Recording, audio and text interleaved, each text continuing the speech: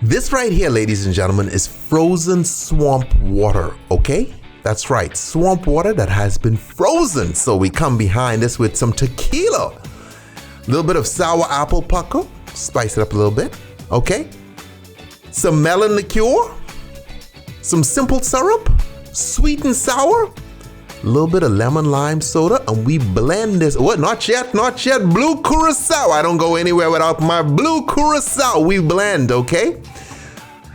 Little lemon on the side of the glass, and now we pour in our swamp water. Okay, guys, there's a frozen one, we have a regular one, okay? And so we now have to drop in some swamp animals. That's a frog, I guess a worm, okay, some crocodiles or something. I don't know what that is, like a scorpion or something. I don't know what's in a swamp. I don't hang out in swamps, okay?